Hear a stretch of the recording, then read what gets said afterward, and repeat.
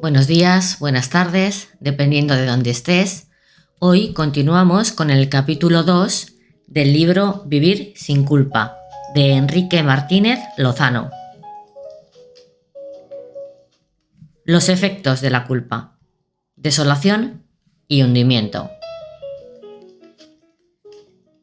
Tal como ha quedado dicho, la culpa y la indignidad que lleva aparejada bloquean la percepción de la propia bondad y del propio valor, por lo que hacen imposible la construcción de una personalidad psicológicamente sana y armoniosa. La no percepción del propio valor y de la propia bondad produce un doble efecto en cada uno de los niveles de la persona. En el psicológico, provoca una sensación de inseguridad radical.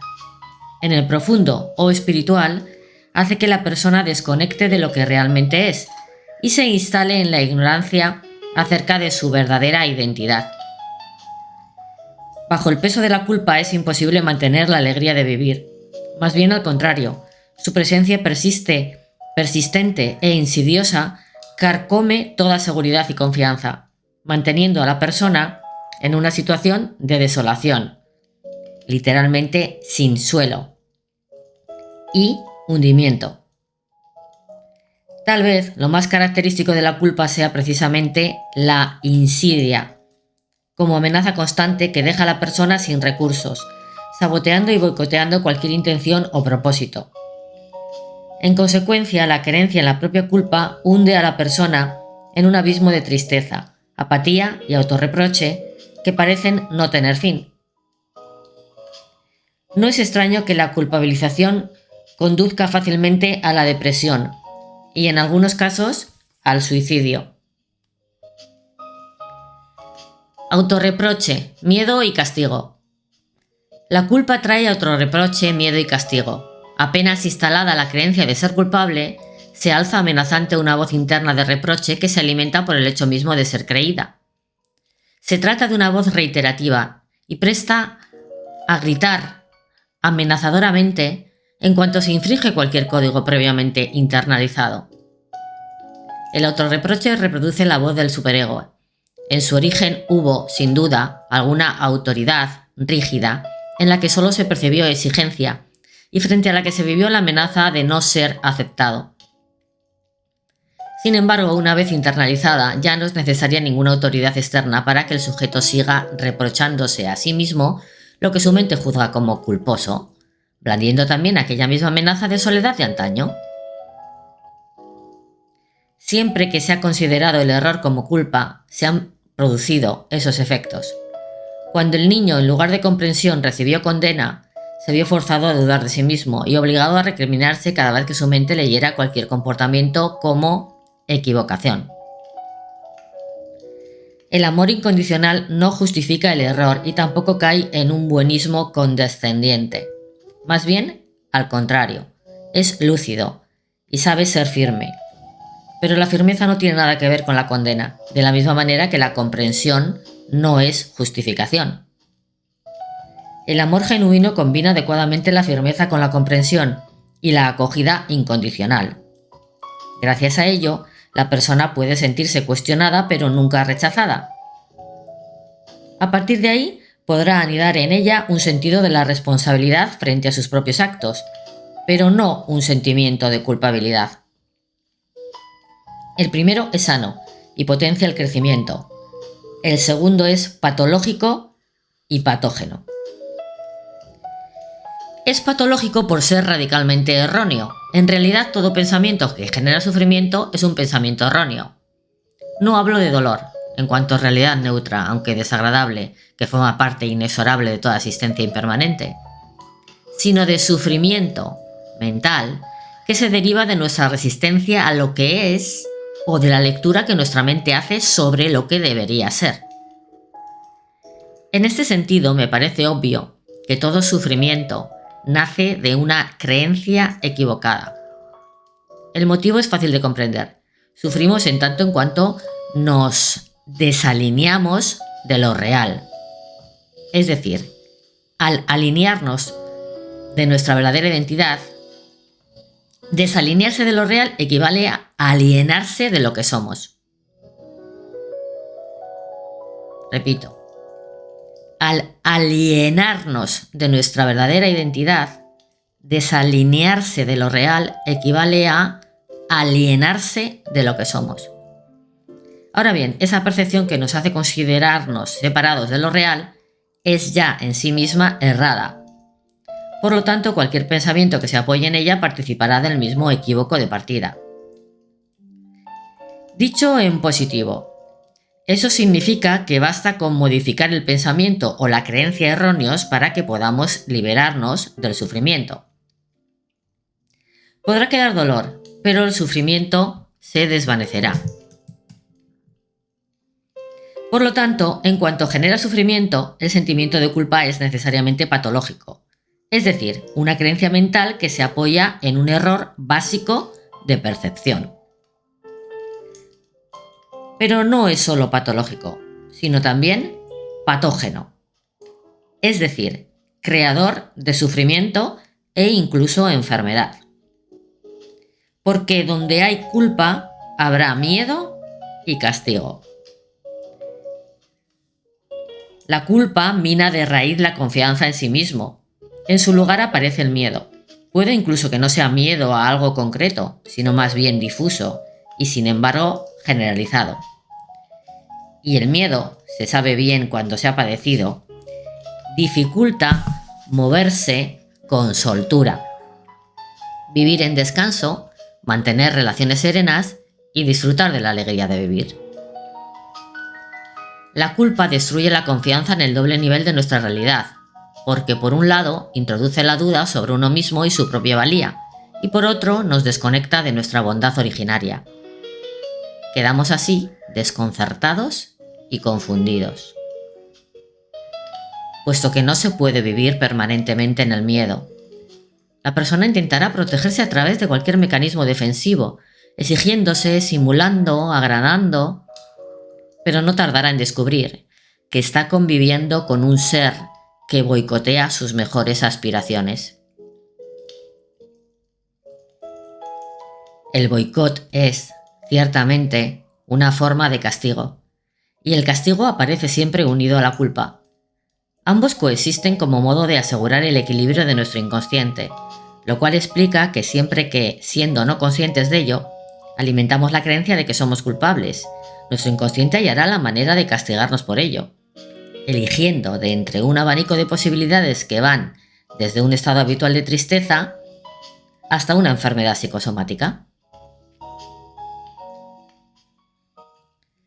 El castigo se levantará en la medida en que desenmascaremos la falsedad de la culpa que lo sostenía.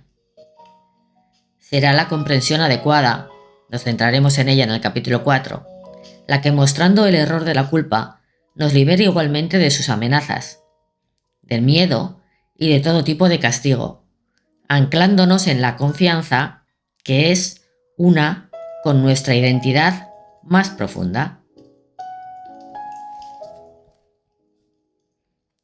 Hundimiento.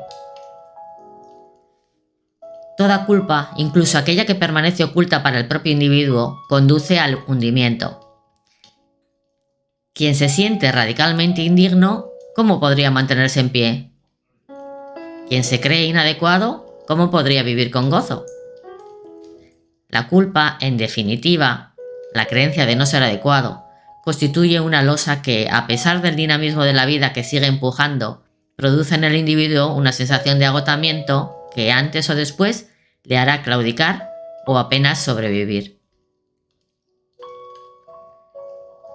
El sentimiento de indignidad, una vez inoculado en el individuo, aunque quede olvidado y enterrado en lo más profundo del inconsciente, sigue activo, manifestándose en síntomas dolorosos, para el propio interesado y para quienes se relacionen con él, y contaminando, en mayor o menor medida, toda su existencia.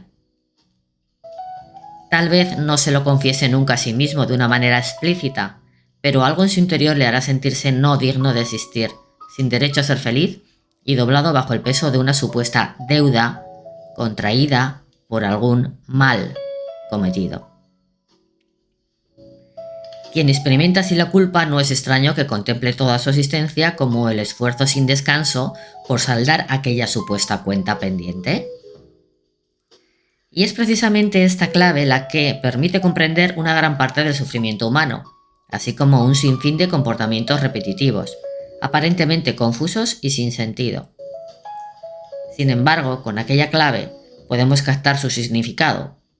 Son actos con los que la persona trata de paliar, compensar, negar o exorcizar una culpa de la que en ocasiones ni siquiera es consciente y que sin embargo no le da tregua. El hundimiento es lo opuesto a la movilización genuina. Al analizar la diferencia entre culpabilidad y responsabilidad, en el capítulo 4 habremos de volver sobre ello. Con todo, se puede ya avanzar que, así como la responsabilidad, que incluye la aceptación de lo ocurrido en todos sus extremos, siempre moviliza, el sentimiento de culpa paraliza y hunde. Deja a la persona sin resortes, porque aplasta la misma vitalidad, la energía y el gozo que brotan espontáneamente de la inocencia.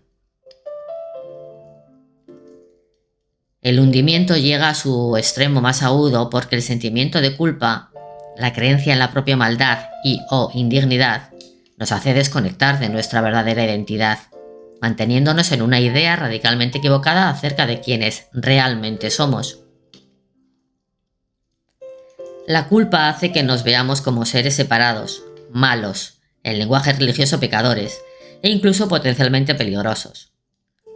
Un concepto de nosotros mismos que va acompañado de sentimientos agudamente dolorosos, así como de pensamientos negativos, que terminaremos proyectando sobre toda la realidad y la misma vida. De ahí que, mientras permanezcamos en aquella creencia, no hay salida posible de ese negro laberinto. Es solo la comprensión la que, aceptando la forma, persona, particular en la que temporalmente nos estamos experimentando, nos hace ver que somos infinitamente más que ella. Más allá de comportamientos condicionados y de ideas restrictivas acerca de nosotros mismos, somos bondad ilimitada, vida plena, que se halla siempre a salvo, más allá de aprendizajes radicalmente erróneos. Somos inocencia. Más allá de falsas creencias de separatividad, somos uno con todos los seres. Porque aquello que alienta en nosotros es exactamente lo mismo que alienta en todos ellos. Somos, por tanto, esencialmente inocencia original, aunque en nuestro nivel existencial nos movamos con frecuencia en dirección al mal. Pero tales comportamientos nacen de lo que somos. Pero tales comportamientos no nacen de lo que somos, sino de las representaciones mentales que, advertida o inadvertidamente, hemos asumido como si fueran verdaderas. Nos puede la ignorancia, nuestros mapas mentales creados y sostenidos por condicionamientos genéticos, psicológicos, religiosos, sociales y culturales. Pero somos verdad, con mayúsculas. Esto es lo que han visto siempre los sabios. Me vienen a la memoria las afirmaciones en el cuarto evangelio que en el cuarto evangelio pone en boca de Jesús. Me viene a la memoria las afirmaciones que el cuarto evangelio pone en boca de Jesús. Yo soy la vida, yo soy la verdad. Y únicamente en la medida en que lo veamos, no solo nos liberaremos de creencias culpabilizadoras, sino que se nos regalará asentarnos en nuestra verdadera identidad, encontrar nuestra casa. Tal vez, siguiendo la intuición de los sabios, si alguna de sus palabras encuentra eco en ti, por tenue que sea, permítete repetirla, atento a los efectos que produce en tu interior. Puedes decirte, por ejemplo, yo soy la vida, y nota lo que ocurre, no en tu mente discursiva y habituada a sus razonamientos aprendidos, sino en otra instancia más profunda y sutil, donde se te regala la sabiduría. Consciente de que ese yo sujeto de la vida no es tu ilusorio yo particular, sino el yo con mayúscula, que constituye nuestra identidad común y compartida. Más en concreto, no es tu pequeño yo quien afirma ser la vida, sino esta misma la que autoproclama: Yo soy la vida. ¿Adictos a la culpa? ¿Adictos al castigo? Es sabido que la culpa se alimenta a sí misma. Una vez establecido y activado, el mecanismo culpabilizador funciona de modo automático. Para ello buscará o incluso inventará motivos que le permitan perdurar en el tiempo. Dicho de modo más simple, la culpabilidad consiste en una programación mental que se autoalimenta. La culpabilidad consiste en una programación mental que se autoalimenta.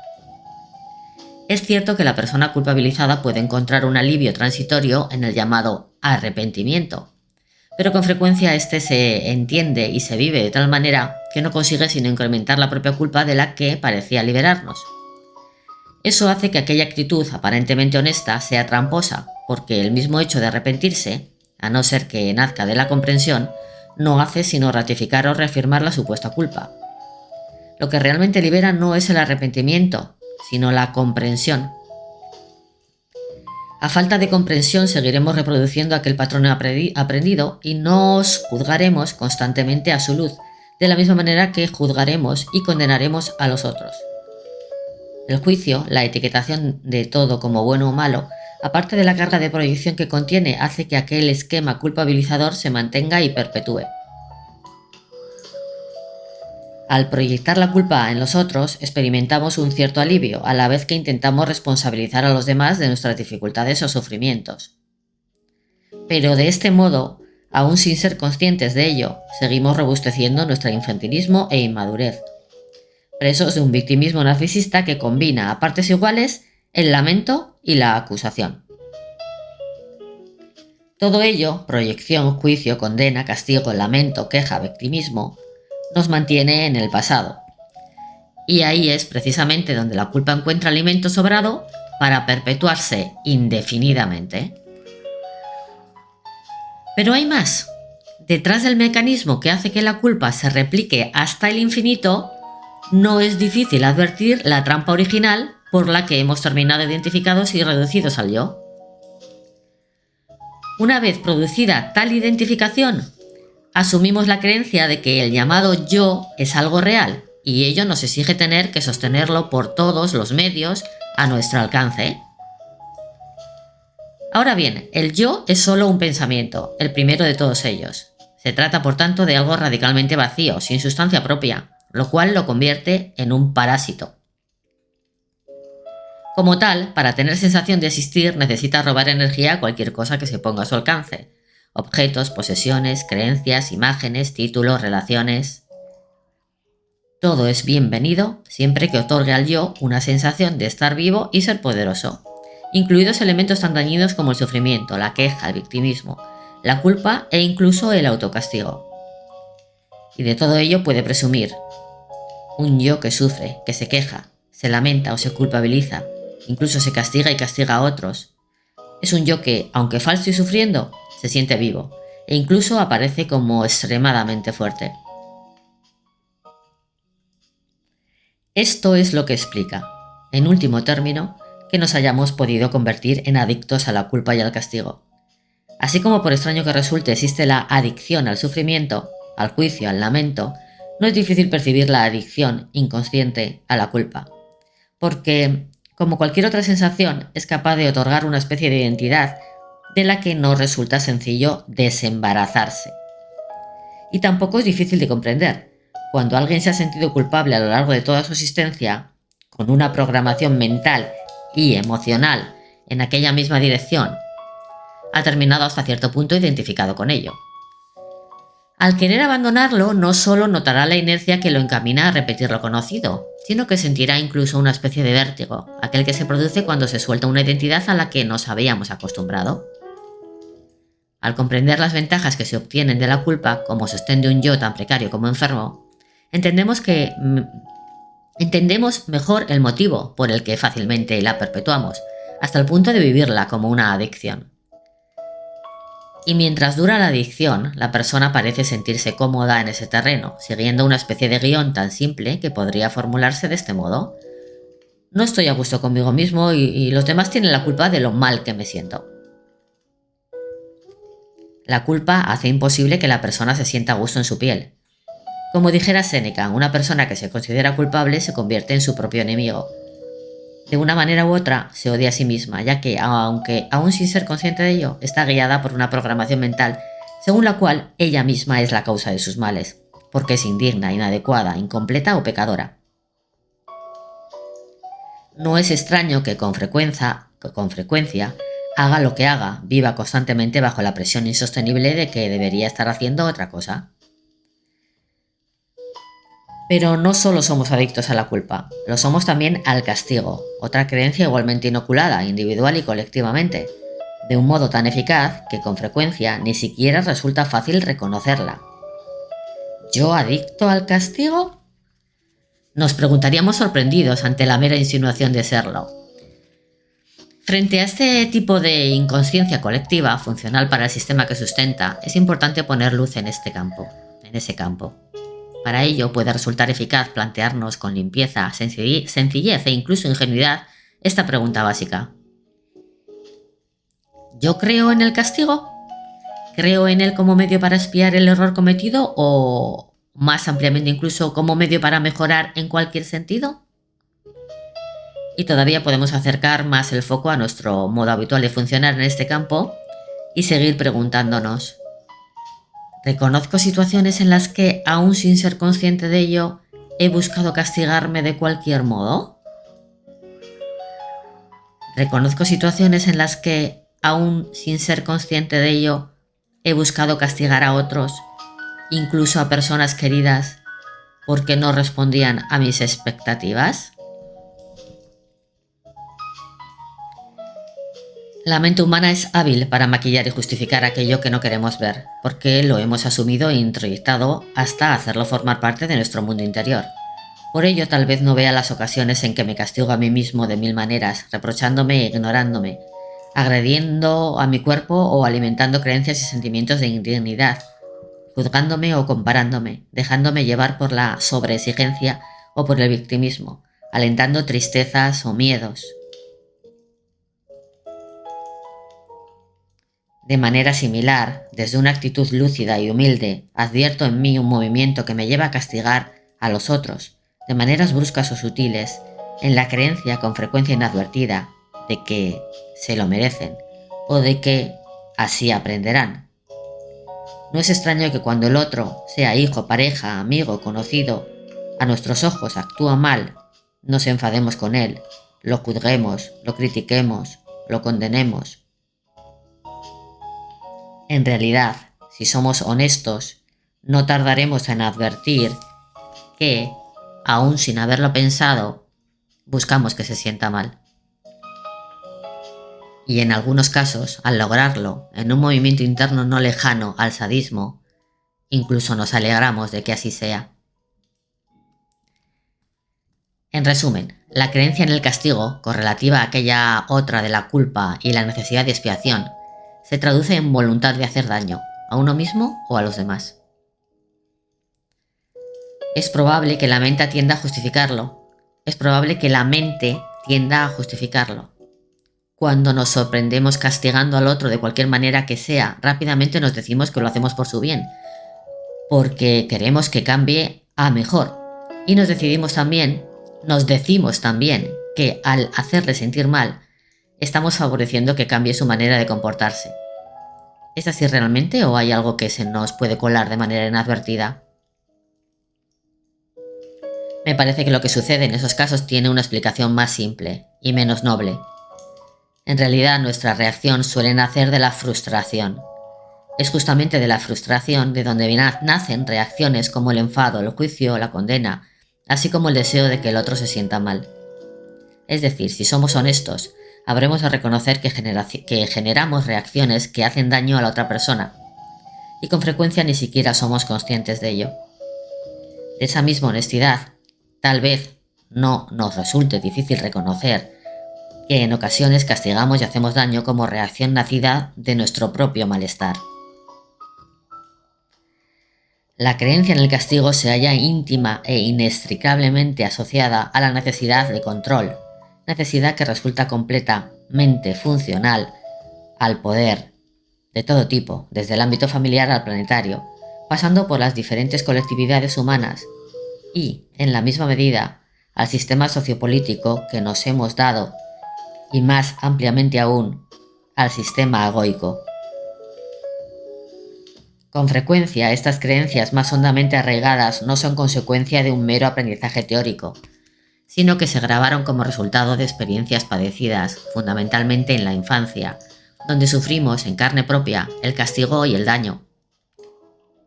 No es extraño, por tanto, que aquel aprendizaje lo asumiéramos posteriormente para aplicarlo con nosotros mismos y con los demás. La creencia en el castigo se había asentado firmemente en nuestro interior.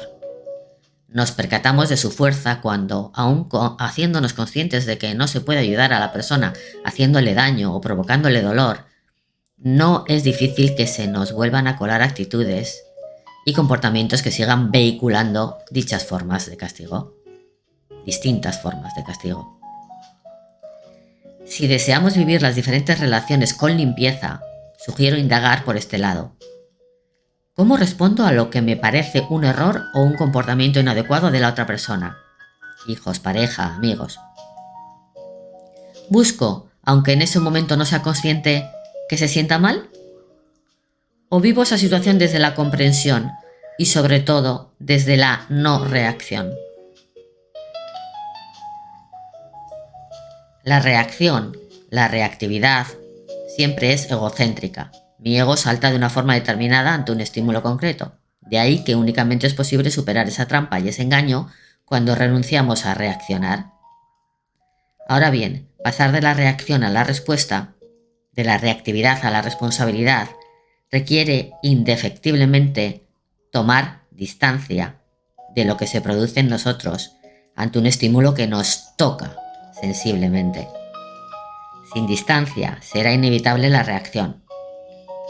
La distancia, contar hasta 10, decían nuestras abuelas, permite acoger el estímulo, acoger igualmente el sentimiento que se ha despertado en nosotros, pero sin dejarnos llevar por él.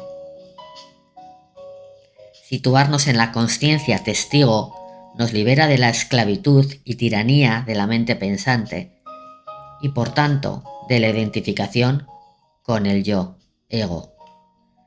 Por eso, solo desde la comprensión de lo que somos es posible responder, o dicho con mayor precisión, es posible permitir que la vida responda a través de nosotros. En ausencia de comprensión que desnuda, libera y trasciende de las creencias, perdura el malestar. Ahora bien, dado que el peso de ese malestar resulta insoportable para cualquier persona, es inevitable que surja la proyección como mecanismo exculpatorio o incluso apaciguador. Se necesita un enemigo para proyectar en él lo que me resulta insoportable. Son los otros quienes tienen la culpa de que me sienta tan mal. Y esos otros pueden ser los padres, que no me dieron lo que necesité en mi infancia, los educadores que tuve, mi jefe, o mis compañeros de trabajo, mis amigos, o mi pareja, o bien el pasado que me tocó vivir, o incluso la misma vida que ha sido o está siendo injusta conmigo. En cualquier caso, se termina cayendo en el victimismo, que por un lado sirve de alivio momentáneo y por otro fortalece la identidad del propio yo, en el que la persona se reconoce desde que tiene memoria. Visto de otro ángulo, se comprende también que el victimismo sea el pretexto más eficaz para no sentirnos responsables de nuestras propias acciones y por tanto para no tener que cambiar. Resulta mucho más cómodo culpar a los otros de mis males que hacerme cargo de ellos, tomarlos en mis manos y afrontar su resolución. Es más fácil decir, soy así por culpa de mis padres y de mi historia, porque los otros no me valoran, porque no son responsables en lo que hacen, porque no me dejan vivir, que aceptar mi verdad y reconocer que mi malestar de hoy no está provocado por lo que mis padres no me dieron, aunque reside ahí la explicación de lo que vivo, o los demás me niegan, sino por lo que yo mismo soy aún incapaz de darme.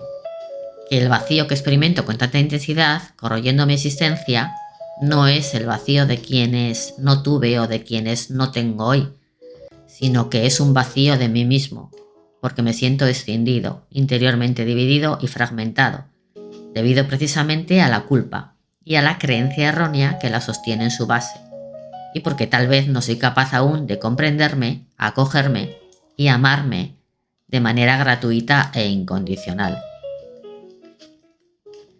Más adelante, en los capítulos sucesivos, trataré de mostrar caminos que puedan conducir a la liberación de ese círculo vicioso tan endiabladamente enmarañado como dolorosamente devastador, cuya resolución se ve dificultada por el hecho de que la persona que se halla perdida en él padece, en mayor o menor grado, un infantilismo narcisista que le hace muy difícil ver los resquicios por los que empezar a liberarse.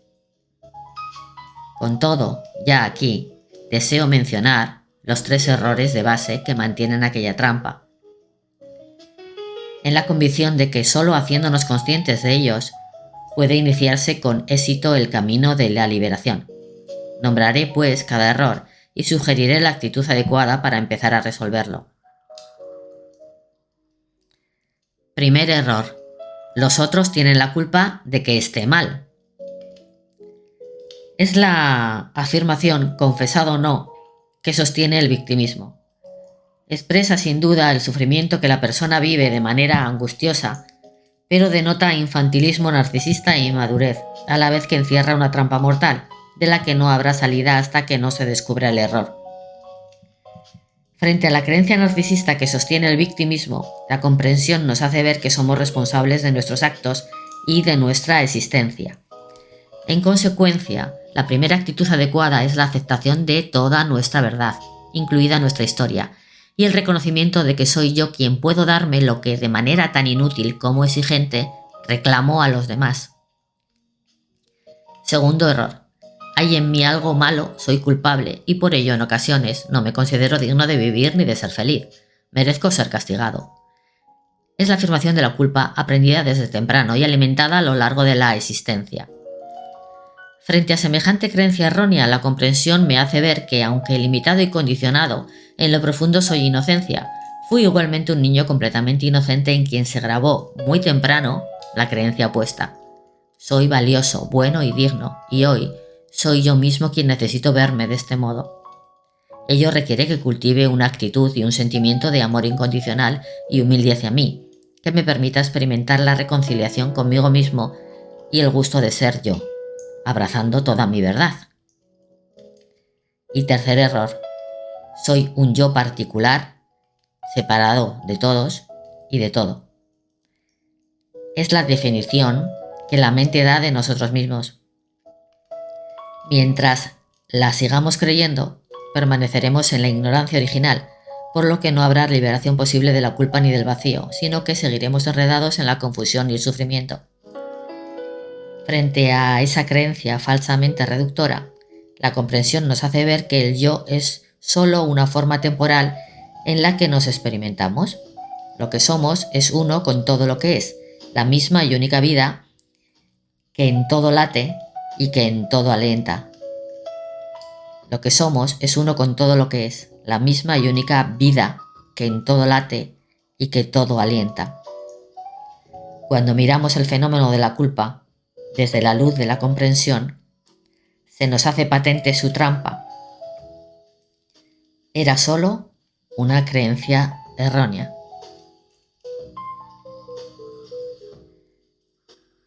Soy Silvia Gurpegui González, psicóloga. Si has identificado alguno de estos errores y te apetece un acompañamiento, puedes ponerte en contacto conmigo. Por aquí te dejo los datos. Gracias por la escucha.